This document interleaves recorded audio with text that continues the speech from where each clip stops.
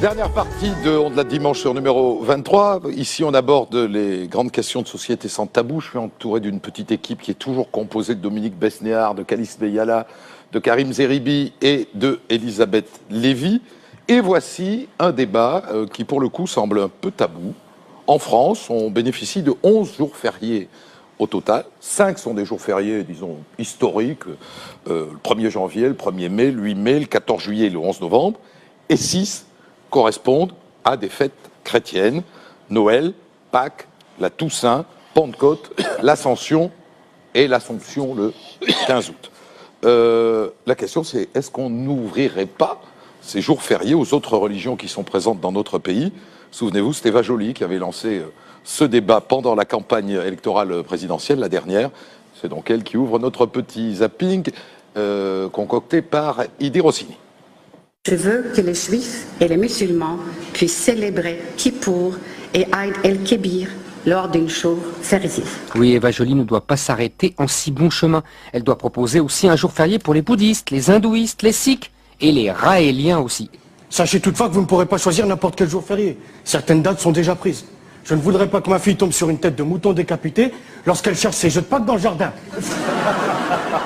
L'Association nationale des directeurs de ressources humaines, les directeurs du personnel, propose d'en neutraliser 3. Le jeudi de l'Ascension, le lundi de la Pentecôte et l'Assomption. Il ne resterait que Pâques, la Toussaint et Noël. Est-ce qu'on ne pourrait pas considérer qu'il y a une partie de ces 6 jours qui pourrait être prise non pas comme elles le sont actuellement, c'est-à-dire de façon un peu imposée, mais qui pourrait être prise à la convenance des salariés pour faire ce qu'ils veulent faire? On a choisi le premier jour des soldes. Été et hiver. Ah, j'ai le droit à un. Allez, fais-moi le 2 pour prix d'un, je t'arrange sur autre chose. Voilà pour ce petit montage. Alors j'ai là Abdelaziz Chambi, bonsoir. Bonsoir. Vous êtes le président de la coordination contre le racisme et l'islamophobie et le cofondateur du collectif des musulmans de France de Lyon. Et Guylain Chevrier, qu'on a vu intervenir tout à l'heure dans le débat sur les Roms, bonsoir. Rebonsoir, membre du groupe de réflexion sur la laïcité au Haut Conseil de l'intégration. Alors ma question est simple, Monsieur Chambi, est-il normal selon vous que les Français chrétiens puissent fêter Noël tranquillement et que les Français musulmans ne puissent pas fêter, par exemple donc l'Aïd el-Kébir, comme le suggérait Madame Joly? A priori, n'importe quelle personne douée de bon sens vous dira c'est pas normal. Ceci dit, on ne va pas rajouter des jours fériés pour une catégorie de la population. Et comme disait M. Zemmour, toutes les religions qui vont arriver ou qui vont se développer sur le territoire national, on va leur proposer un jour de congé supplémentaire. C'est pas ça la demande. Mais je crois qu'au-delà de cette question-là spécifique, on ne peut pas se la poser si on ne tient pas compte du contexte global dans lequel on vit aujourd'hui. Vous avez commencé tout à l'heure vos 3 émissions par la remarque sur Diams. Et elle est très révélatrice. Aujourd'hui, moi, je pense que le peuple français doit aller sur le divan. Aujourd'hui, on doit faire une psychanalyse collective pour savoir qu'est-ce qui ne va pas dans notre tête. D'un côté, on met Omar Sy comme étant la personne préférée des Français. Et de l'autre côté, on a Diams parce qu'elle porte un foulard. On lui tire dessus, on en fait le diable en personne. Il y a un problème qui tourne pas rond, je crois, aujourd'hui, dans la société française. Et il y a aujourd'hui à se poser les questions de fond. On ne va pas rajouter. Moi, je dis que s'il y avait une volonté politique, les problèmes seraient résolus depuis longtemps. Quand moi j'ai vu arriver l'arrivée de la gauche en 81, l'opinion publique n'était pas favorable à l'abolition de la peine de mort, elle a été abolie. Parce qu'il y a une volonté politique, elle a été faite. Il y avait une volonté politique aussi de donner le droit de vote pour les travailleurs, enfin les étrangers en France depuis un certain nombre d'années, etc. Mitterrand l'avait promis, il ne l'a pas fait. Hollande l'a promis, il ne l'a pas fait. Ça vous montre l'état dans lequel on est aujourd'hui. C'est-à-dire qu'il y a une catégorie... Alors les jours fériés là-dedans, alors les jours fériés, il faut simplement, un truc tout simple, vous savez, là, tout le monde a réveillonné, là, je crois, la veille du jour de l'an. Oui. Tout le monde a fait la fête pour Noël et on a fêté, etc. Qui a assuré les transports en commun, etc. Ce sont des gens, pour beaucoup, que je connais, qui sont musulmans, qui ont dit, moi, puisque je ne fête pas Noël, ou que je ne fête pas la fête, eh ben, je vais assurer au moins de service public. Et le métro et les bus, ils ont fonctionné toute la nuit. Enfin, oui, en partie. Pourquoi le 31 décembre, vous ne faites pas chez les musulmans? Non, parce que non, bien sûr, il y a l'Aïd el-Kébir, il y a l'Aïd el-Fitr à la fin du Ramadan.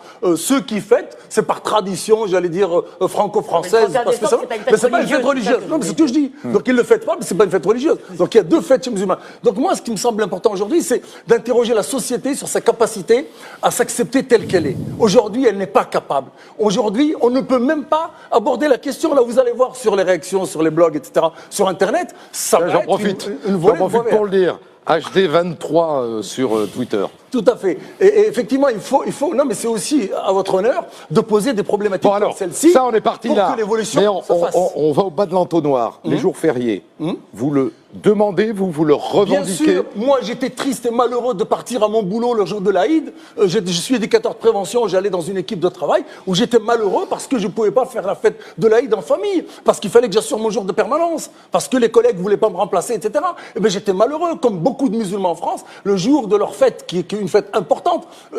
Prenez le jour de la fin du Ramadan, un mois d'abstinence, un mois de jeûne, un mois de spiritualité. Et à la fin, vous avez envie de souffler, vous avez envie de vous éclater, comme dirait l'autre, sur le plan spirituel, familial, social. Eh ben non. Vous allez au boulot, vous allez trimer, vous prenez sur vous, et ça, c'est pas normal. Et la France a beaucoup changé entre nous, parce que entre la période où on autorisait nos parents qui étaient dans les usines automobiles à faire leur prière au moment de la prière parce qu'ils étaient bien, parce que psychologiquement, parce qu'il y a deux dimensions importantes dans cette affaire, dans ce que vous soulevez, et je pense que dans les débats, on va y venir. Il y a une dimension psychologique, identitaire, psychologique, d'équilibre individuel. Quand on est bien dans sa tête, on produit mieux, la productivité est meilleure, c'est reconnu. Et quand on a la possibilité sur le plan économique de boucher les trous d'une usine qui ne fonctionne pas, on a aussi Alors, Guylaine Chevrillé, vous êtes membre du groupe de réflexion sur la laïcité du Haut Conseil à l'intégration. Est-ce que vous, à titre personnel, vous seriez favorable à ce qu'on accorde à M. Chamby aux musulmans de France et aux musulmans de France un jour de vacances, un jour férié pour l'Aïd el-Kébir et l'Aïd el-Fitr? Ça fait deux. Ce qui peut être pris pendant le jour de Pentecôte, l'ascension ou l'abstention, ça peut être pris. C'est pas l'idée de rajouter un jour. On n'est pas en train de faire une surenchère, de demande à ce niveau-là. Les chrétiens prennent l'ascension s'ils veulent. Voilà. Et le musulman, il peut prendre par exemple son jour, il le remplacera. On lui donne le jour de l'Aïd. On le lui doit. Comment on le lui doit, c'est important. S'il le demande, il y a droit. Vous êtes d'accord pour ça? Écoutez, d'abord, il faut revenir au sens qu'ont ces dates pour les Français du point de vue du calendrier civil. On sait que ces fêtes religieuses n'en sont plus et essentiellement ont été sécularisées et laïcisées. Et aujourd'hui, rajouter, je dirais, une louche de ce côté... C'est pas tout à fait le cas de Pâques, par exemple. Écoutez, Pâques n'est pas fêtée majoritairement par les Français comme une fête religieuse, ça se saurait. Aujourd'hui, ces fêtes sont véritablement entrées dans des pratiques communes qui ont à voir avec le droit du travail, bien plus qu'avec, effectivement, l'expression religieuse. Et donc, aller dans le sens de donner des jours fériés en remplacement de ceux qui sont de racines chrétiennes aux autres religions, c'est participer du réencadrement de la société par les religions. Alors que, précisément, les progrès qu'a connu la société française, particulièrement en termes de liberté de droit, se sont faits par dissociation, par mettre la religion à la place où elle devait être, c'est-à-dire du point de vue de la sphère privée, et permettre donc la reconnaissance de l'autonomie de l'individu, des libertés. Vous commencez à se réjouir et vous dites ne nous gâchez plus la fête. Le laïcard que vous êtes commencé à se réjouir, vous dites ne nous gâchez pas la fête. Je ne sais pas si je suis un laïcard. Ce qui est sûr, c'est que la HALDE, en tout cas, reconnaissait que seulement 2% des plaintes déposées, qui lui étaient déposées, étaient relatives à des discriminations concernant effectivement des personnes pour faits religieux. Le fait est qu'en tout cas en France, de manière générale, ces discriminations sont relativement mineures. Et d'ailleurs, la démarche des DRH, de ce point de vue, qui est un geste qu'on peut entendre, mais qui vise surtout à prévenir des situations qui sont celles relatives à la montée de demandes identitaires et qui font problème dans l'entreprise et qui risquent parfois de nuire à son bon fonctionnement. Alors, moi, je serais plutôt pour favoriser la neutralité, l'impartialité, puisque le rapport au contrat de travail, le contrat de travail doit être neutre. L'employeur n'a pas à connaître la religion de son salarié, ce serait même le discriminer. Donc ne réintroduisons pas du religieux à travers l'entreprise pour favoriser cette forme de discrimination qui nous fait marcher complètement à l'envers par rapport à la laïcité. Monsieur Chamby, puis après... moi je suis choqué d'entendre les termes les discriminations en France. Il y a eu plus de 220 000. Il y a 3 ans, il y a eu 220 000 discriminations. Aujourd'hui, il y a un certain nombre d'organismes, dont la Coordination contre le racisme, qui recensent des discriminations liées à l'appartenance réelle ou supposée de la religion musulmane de ces personnes-là. comment dire, c'est crescendo. Tout le monde reconnaît, aujourd'hui, personne ne peut nier le fait qu'il y a une discrimination en direction des personnes de confession ou d'apparence musulmane, comme a dit M. Sarkozy. Vous vous rendez compte jusqu'où on va? On va jusqu'à désigner l'autre par son appartenance, alors qu'il peut être chrétien, Ben copte, ouais, ou je ne il sais ne faut quoi. pas qu'il s'autodiscrimine non plus, hein, évidemment. Non, nous, on demande S'il l'égalité. Monsieur Chevrier, vous comprenez bien. La France, en gros, s'est débarrassée des curés. C'est pas pour maintenant aller faire des courbettes aux musulmans. En gros, c'est un peu ça. Vous plaisantez, monsieur Anglade. C'est pas seulement ça, c'est que la laïcité est constitutive donc de l'État. Oui. C'est-à-dire que le fondement même de la République repose sur le principe de laïcité, c'est-à-dire d'élever l'intérêt général au-dessus des différences. Autrement dit, reconnaître l'importance du bien commun.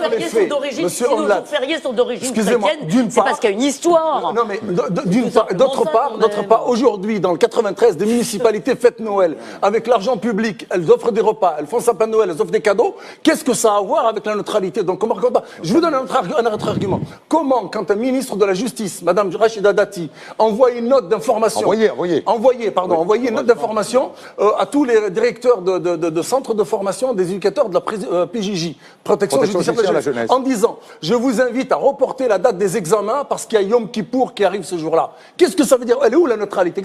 Vous avez Madame Nicole Gage, qui était secrétaire d'État, qui dit, moi, la plus grosse difficulté que j'ai eu à établir dans mon ministère, c'est d'imposer la nourriture cachère. Et non seulement j'y suis arrivé, mais je suis arrivé à imposer la vaisselle cachère. Qu'est-ce que vous me parlez de laïcité? Qu'est-ce que vous me parlez de neutralité? Nous, on demande l'égalité de traitement. Aujourd'hui, les musulmans de France, les citoyens français, de confession musulmane, excusez-moi, je termine. Et on a sacrifié, on a donné le prix du sang, on a donné le prix des larmes, on a donné le prix de la sueur. Depuis 1870, il y a plus de 24 guerres dans lesquelles nos ancêtres ont participé.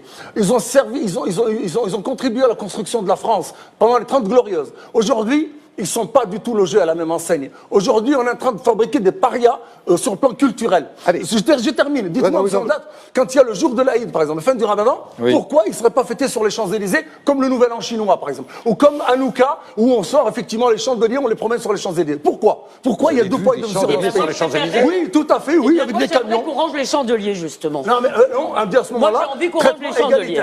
Annoncez-le, alors à ce moment-là.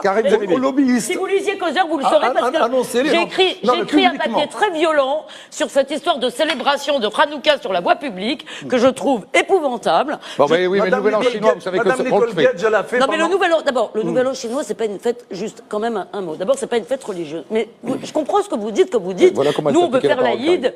Et moi, je viens d'une famille religieuse, je n'aurais pas du tout voulu. D'accord, que Kippour, je n'aimerais pas que Kippour soit un jour férié. Et je vais vous dire pourquoi. Mais on ne demande pas ça. Non, mais... On demande simplement la possibilité de jour de l'Aïd, par exemple, de le prendre et de travailler le jour de Noël. Soyez gentil, je vais essayer d'aller au bout d'un raisonnement et vous allez me répondre. Je demande ni que Kippour, ni que l'Aïd, ni rien. Vous voulez des jours fériés à la carte. Moi, ce que je pense, c'est qu'on est plutôt dans un moment, plutôt que chacun ses petits jours fériés, chacun ses vacances, où il faudrait plutôt chercher ce qui peut renforcer la cohésion nationale que chacun dans son coin. Donc, ce que je pense, c'est qu'il y a, en général, un certain pragmatisme qui fait qu'à la fois, on tolère l'absence des élèves, l'absence des profs, l'absence un jour par an, on le tolère. En revanche, pourquoi est-ce que Noël est un jour férié et pas Kippour ou l'Aïd?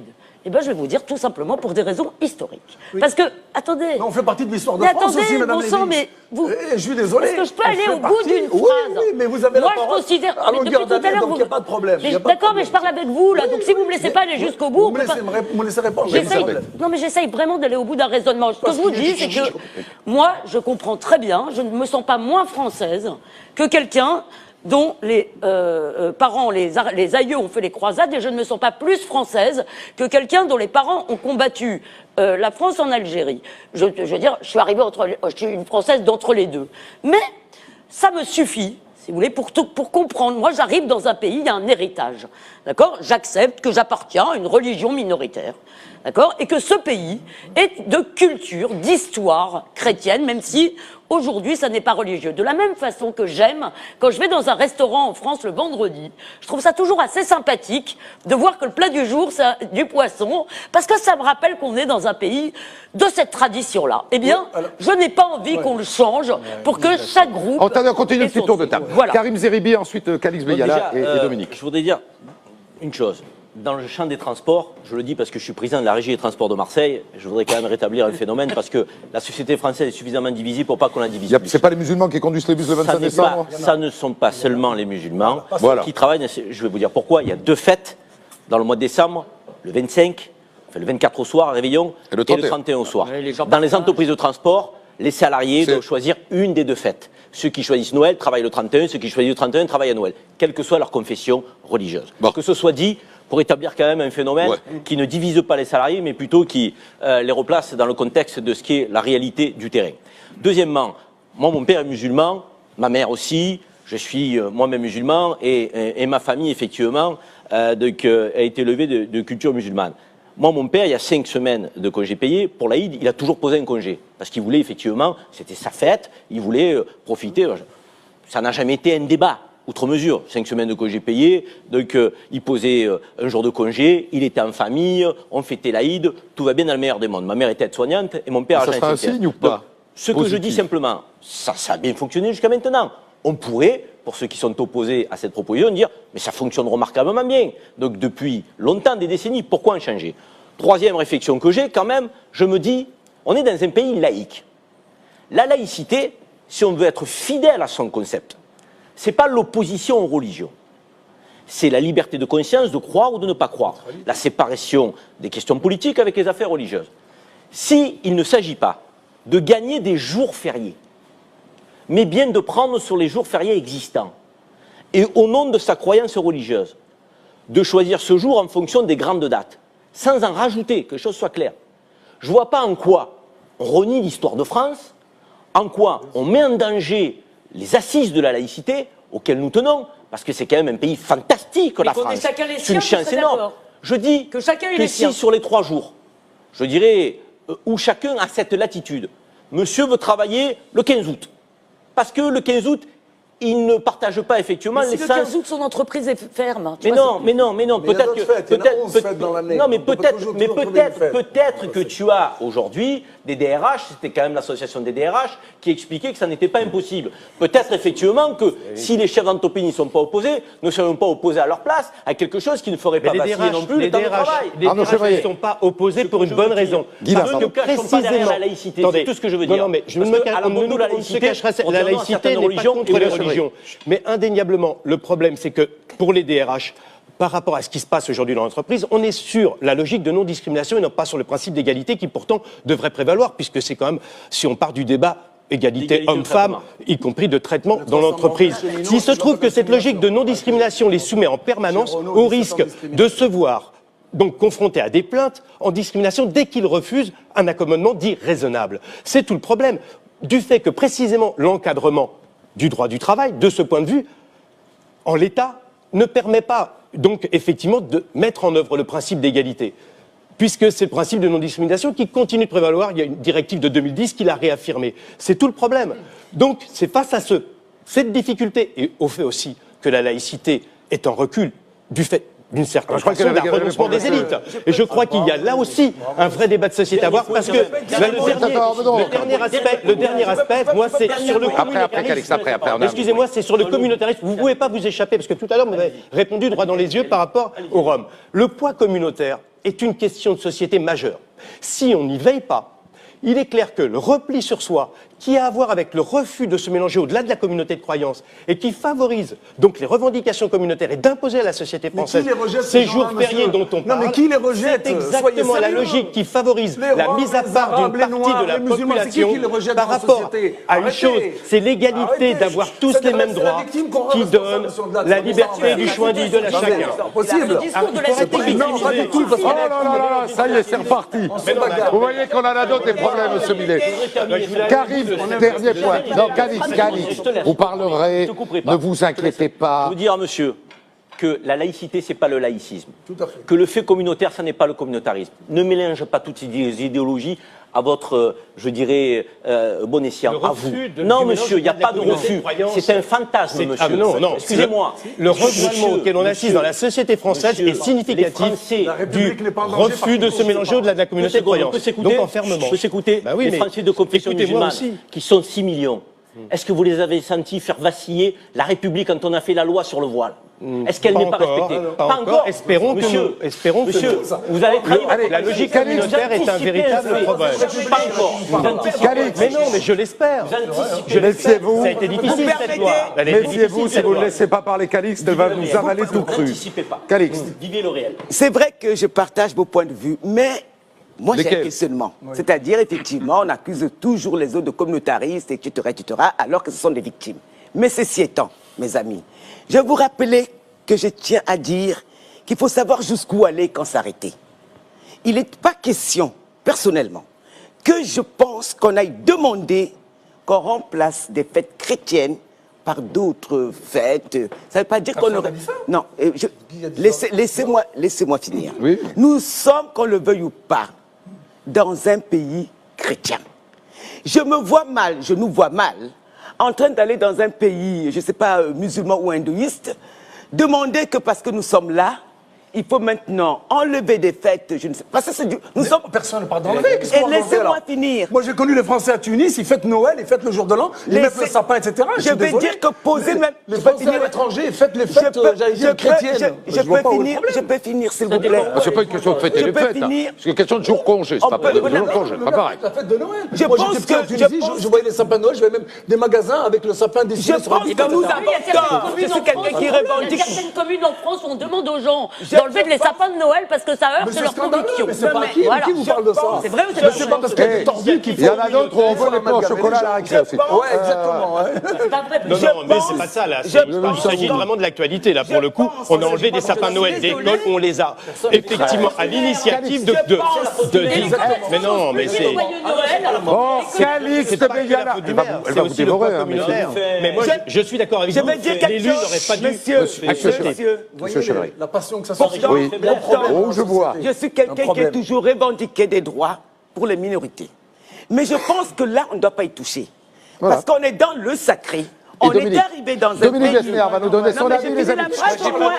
Nous sommes arrivés dans un pays... Mais personne ne demande ça. Mais laissez-moi finir. Mais on a compris, Calixte. Mais vous ne me laissez même pas finir la phrase. On a compris. On a compris ce que vous vouliez dire. Non, mais j'ai pas fini. Ah, vous n'avez pas fini. Parce que nous allons exciter d'une certaine façon la haine de l'autre. Il va penser que nous voulons empiéter sur leur territoire. Je pense qu'on ferait mieux de ne pas aller dans ce sens religieux. C'est mon point de vue. Monsieur, est-ce que quelqu'un le demande ça? Dites-moi, est-ce que le demande? Personne. Personne n'a demandé ça. Eva Joly, c'est électoraliste. Excusez-moi, Eva Joly, c'est important. Vous savez, il y a un proverbe arabe qui dit ne sent la braise que celui qui marche dessus. Eva Joly, elle est d'origine, ne sent la braise que celui qui marche dessus. Eva Joly, elle est minoritaire dans ce pays. Elle est d'origine étrangère. Et ça me rappelle un ami avocat juif américain qui est venu ici. Et sur l'histoire du foulard, il m'a dit, mais Abdelaziz, nous, aux États-Unis, le problème des Noirs, c'est ça. Parce qu'aujourd'hui, on prétexte qu'une fille avec un foulard ne peut pas travailler, par exemple, dans un guichet pour acquérir le public. Sous prétexte que ça offenserait le public. Il me dit, mais nous, le noir, on va pas lui dire deviens blanc pour acquérir le public. Mais vous voyez la sensibilité? Ça veut dire. Non, mais attendez. Non. Oh, il me relance le débat sur le foulard. Eva Joly, c'est pareil. Si elle a parlé de ça, c'est parce qu'elle est sensible à son identité culturelle. Aujourd'hui, il y a un laminage culturel, monsieur Ondelat. Aujourd'hui, en France, on veut laminer. Il y a 52% de minorités culturelles. Elles sont laminées. On veut tous nous mettre à la choucroute, au jambon beurre. Je suis désolé. Il y a des spécificités identitaires. Il y a des spécificités culturelles. Non, mais attendez, le merguez et le couscous, ils ont été apportés par les pieds noirs. Qu'est-ce que vous avez appris de moi, monsieur Ondelat? Aujourd'hui, vous avez plus des Américains que de moi, qui ai grandi avec vous. Ça fait 50 ans. Je m'entends. Ça fait 50 ans qu'on est dans ce pays, qu'on est citoyen de ce pays. On a payé, comme je dis, le prix du sang de la sueur. Aujourd'hui, vous avez plus d'affinité avec les Américains. Vous avez plus de McDonald's, de Kirkburger, de je sais pas quoi, de Halloween. Halloween. Pourquoi vous parlez pas d'Halloween, monsieur, la laïcité? Halloween, c'est fêté avec notre argent dans l'éducation nationale. Et on vient nous dire, oui, l'Aïd, machin. J'ai rien demandé, moi, allez, personne n'a rien demandé. Laissez une petite chance à Dominique Besnéard. Je pense que c'est quand même un débat. C'est quand même un débat très enflammé sur un problème pas très grave. Que vous vouliez d'autres dates pour fêter l'Aïd et d'autres, je vois pas pourquoi c'est gênant. C'est bon pour mais ce qu'il faut, c'est bon, si vous voulez travailler le 24 décembre, c'est votre problème, et ne pas travailler le jour de l'Aïd. Donc là, je trouve que là, ça prend des proportions un peu considérables. Derrière tout ça, il y a plein de rancœurs, plein de choses sur. Par contre, il y a une discrimination permanente. Par contre, Dominique, autant moi, sur l'aménagement, je suis d'accord. Par contre, il ne faut pas non plus et on n'est pas d'accord certainement à ce niveau-là, et je l'assume. Vous écoutiez Pour tous les deux. ouvrir la boîte de Parce qu'il y Pandore, a- pour derrière après demander, comme ça se fait parfois. Non, mais tu le sais, il y a des gens qui demandent Mais il des faut salles les de mettre- prière il faut les sur le mettre marché. face à la loi. Il y a des gens qui demandent des salles de prière sur le lieu de travail. Mais ça Là- s'est fait dans les années 80, mais personne là, n'a rien dit. moi, je n'y suis Pourquoi pas il faut favorable. peut-être arrêter les chaînes Là, carrément. je n'y suis Parce pas qu'ils produisaient. Mais vous Parce que pouvez pas- l'économique, c'est lui qui impose Là, sa loi, je ne suis monsieur pas Hazard, en favorable. réalité. Là, on dirait vraiment, si vous voulez, que vous refusez encore une fois de voir que qu'est-ce qui nous fait peur, d'accord? C'est que on entend en permanence un certain type de revendications, Quand il de dit qu'il fait peur à qui? Il fait peur à qui? Vous, Elisabeth Lévy? Non, mais précisez. Non mais quand vous aurez, non mais Ah bah écoutez, oui, dites non, mais- il faut être sérieux. Écoutez. Quand il dit vous nous faites, mais je sais pas, moi j'ai mes amis, moi, français de souche, Non, mais je moi, peux dire, j'ai- non, mais- qui n'ont pas de problème avec mon Après, identité. me lever, après, t'es barré. Oui, non, mais c'est ça vous dire, ça Bon, vous fait. Elisabeth. Mais est-ce que vous avez remarqué que j'ai commencé une phrase et que, à la moitié de ma phrase, comme vous avez aucune envie d'entendre ce que j'ai à dire, Non, mais je depuis le connais, tout à l'heure. votre discours, je le connais. D'accord, eh bien, Le discours, écoutez, je le alors je vais connais. m'adresser. Donc j'essaye de profiter de peu de temps Je vais que j'ai m'adresser- pour Monsieur passer Chambi, votre message. Monsieur Chambi, s'il vous plaît. Oui, je vous en prie. Vraiment, mais. Ouais. Et ensuite, je voulais entendre Monsieur Tron, D'accord. qui dit des choses Par toujours exemple, très intéressantes. Je vous ai Il les parlé dit de cette calmement. histoire de sapin de Noël. C'est-à-dire qu'on a, je suis navré, dans un certain nombre de villes, d'accord, de la même façon qu'il y a des demandes, des revendications de il faut du halal à la cantine ou du kasher ou de ce que vous voulez.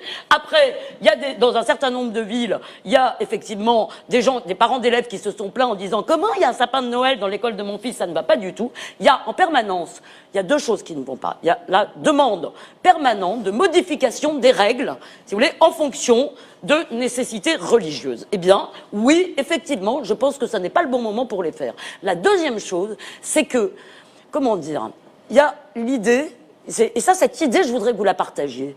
La France, comme n'importe quel pays, c'est pas seulement une donnée à un instant T, c'est un héritage. Et quand on vient dans un pays, même si on est là depuis, excusez-moi, ma famille n'est pas arrivée hier, je me sens comptable d'un héritage, si vous voulez, que historiquement ou biologiquement, qui n'est pas le mien. Si vous voulez, mes parents étaient plutôt, mes arrière-grands-parents, ils étaient plutôt arabes. Donc, je veux dire, pourtant, je sens que cet héritage est le mien, je le fais mien, et donc je suis très contente de voir des sapins de Noël, et je suis très frappée par le fait que les commerçants, n'osent plus vous dire joyeux Noël. Je suis très frappée par le fait que les commerçants n'osent plus te dire joyeux Noël, parce qu'on leur a tellement dit, vous allez vexer les uns ou les autres, Je ne voudrais pas qu'on que reste voilà. nos téléspectateurs restent quand même sur ton idée, parce que tu estimerais que la demande est tellement pressante que certains effectivement retirent le sapin et autres. Excuse-moi, celui qui retire le sapin à l'école ou au sein de sa mairie est un con, et je pèse mes mots. Et celui qui lui demande aussi. Mais peut-être, mais la demande ne fait pas la réponse. À un moment donné, la République et la laïcité, c'est pas un régime de Là-dessus, faiblesse. t'as raison. Quand tu campes sur tes positions, tu les affirmes. Mais pour autant, pour cette minorité de demandes, ne généralise pas à laisser entendre dans la société française qu'il y a une majorité de musulmans, en l'occurrence, c'est de ça dont on parle, ne nous cachons pas derrière les mots, qui demanderaient un changement de société Mais tu française. vois pas qu'elles ont progressé, ces demandes? On peut pas parler comme ça. Tu vois pas qu'elles ont progressé, ces demandes? Tu vois pas qu'elles progressent tous les jours? Oui, s'il vous plaît, s'il vous plaît, s'il vous plaît. Une république évolue. Je vais dire qu'elle n'est pas figée, elle S'il vous change. plaît, Et il faut qu'on Monsieur accompagne ces changements Jean-Michel avec tendresse. Truon, qui a passé 20 ans en Chine et qui est un spécialiste d'intelligence artificielle. Ils n'ont rien à faire, Monsieur Truon. Je vais. Bon, ben moi je dis plus rien. Je vais jouer le rôle de la voix du milieu, de celui qui tient la Monsieur voix Truon. du milieu, vu mes origines. Il me semble qu'on oublie une question importante, parce que je suis d'accord, il y a les passions qui se sont manifestées ce soir le montrent bien.